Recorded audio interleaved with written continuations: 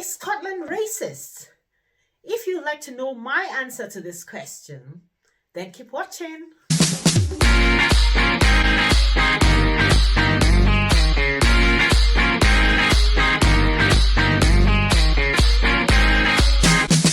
Hi guys, welcome back to our channel. I have lived in Scotland for 15 years. And I originally came from Nigeria. Today, I have a very sensitive question. Is Scotland racist? I have been getting this question both from people back home and from friends and colleagues. Every now and again, it comes up in conversation and they ask, is Scotland racist?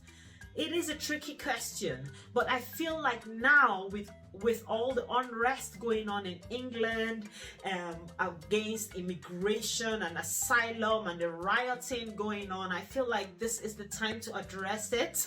I've always wanted to do this video, but I've just been putting it off for some reason, maybe because of fear or just not knowing how it will come across. But before I go ahead, I would like to say a disclaimer. Whatever I share in this video, it's just my opinion, and also there will be a lot of generalization, as you would expect. It's not the whole of Scotland that I have experienced, and or everybody in Scotland is not the same. So yeah, so bear that in mind too. Don't come for me. Have you subscribed? Make sure you subscribe, because I'll be doing a bit more of these videos and sharing about life in the UK in general, because yeah, I do have a little bit of experience, if I say so myself. Let's get back to the question. Is Scotland racist? This should be a straightforward question, but it's not. It's not black and white like with most things in life. I don't think I can give a categorical yes or no answer to this question, but I will share a little bit of my experience and maybe you can be the judge. So basically, what I've noticed in Scotland is that people don't tend to be in your face about their dislike of you or brown skinned people or black people or immigrants. So I would say answer is yes and no. Crazy, right? In this video, I will be talking about why I said yes, Scotland is racist, and in the next video, I will tell you why no, Scotland is not racist. Scotland can be racist, but the kind of racism differs. And it's not the same kind you would experience, I'd say, like if you were in Paris or if you were like in America. The racism in Scotland is more like institutional racism and or subtle racism. So you would feel the racism even though the racism is not directly in your face. But what, like with most things in life, it's not black or white. There is a gray area. So I think I will give you a bit of examples about my experiences, and I will let you be the judge of it. When we first came to Edinburgh, there were very, very, very few black people in Edinburgh, or should I say brown-skinned people in Edinburgh. Where I lived, I was the only person. My children were the only brown-skinned people in their school, and you could go a whole day and not see a brown person to and from work. And once in a while, I would get on the bus to go into the city center, and you would notice that when the bus is full, it will just be the seat beside me that will be empty and people will be standing. At first, I didn't give a lot of thought to this. I was like, oh, more space for me. But then when you notice this pattern repeatedly, then you begin to say, people don't just feel like standing. They just don't want to sit next to you, you know. And then nowadays, there are a lot more black people in Edinburgh, and not so many still, but you could see one or two people on the bus apart from yourself. And I noticed the same thing the other day going to work, that the only empty seats were the seats beside the dark-skinned people. So that's the kind of thing I'm talking about. Is they won't come in your face and call you the N-word or be mean to you or tell you things like go back to your country. No, not in Scotland, at least not for me. I have never observed that. But they will do little things like if you sit on a park bench, you know, and nobody will sit close to you, or if there are a couple of people sitting somewhere and there's some space and you go and say, can I join you, or you just sit down, they will all get up.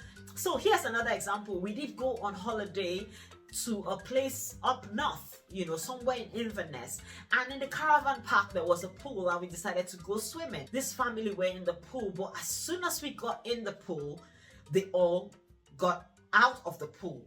It wasn't just one family, it was a couple of families, and they just got up and out of the pool. And I was like, I don't really care, more space for us to have fun.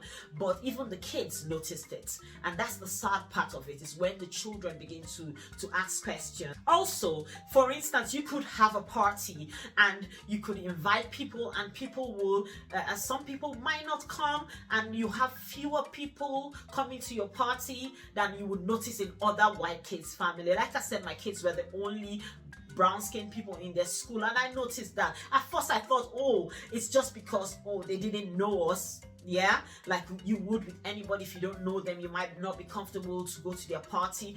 But no, even when they knew us and they were close with my kids, you would notice things like that. Or if you're having a potluck at work, for instance, and you take food, most times I don't make like afang soup and pounded yam or something like that. I'm not that crazy. I'll do things that I would think that they would like as well, like jollof rice or plantain or puff puff. But you will notice that nobody's gonna touch the food you bring. In short, right now I don't even bother. I don't take things to work, even when I have a lot of, and people used to wonder, even in my new job where they are nice and friendly and not racist at all, but I am kind of traumatized by my past experiences that I don't even bother being involved in a lot of things, because I don't want to have that bad feeling that you get.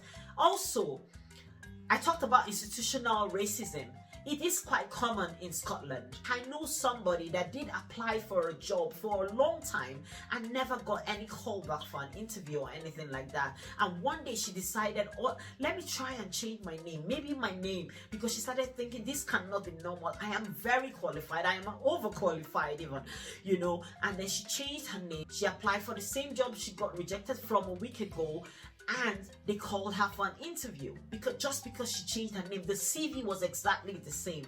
So when she told a few of us and one of our friends that is white, the lady couldn't believe it. The lady was in tears, and the lady was like, you could sue them for this, And she was like, no, I don't want wahala. Like Nigerians, we do not like court cases. We know how they drag on in Nigeria. And another example is like, you could have neighbors and they would not really say hi to you or want to play with your children or things like that, Another really annoying example is when a Caucasian person talks to you privately, but when they're hanging out with their friends, or when they're like in a group setting and they see you, they pretend like they don't know you, even when you wave your hands and you just have to like bring your hand down in shame, and that's another way I feel like, oh, if you're not racist, why are you not saying hi to me when you're amongst your friends? Or why are you ashamed to know a brown skinned person or a black person?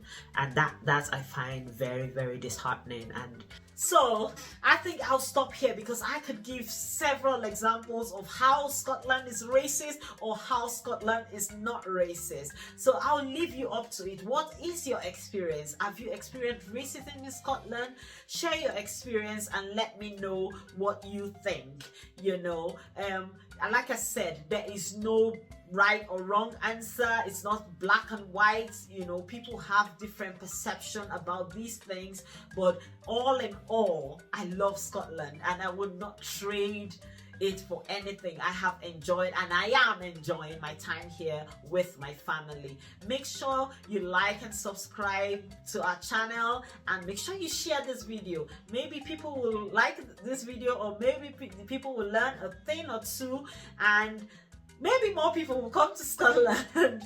But yeah, you're welcome. We love it here in Scotland. The scenery, everything is beautiful. I can talk about Scotland all day.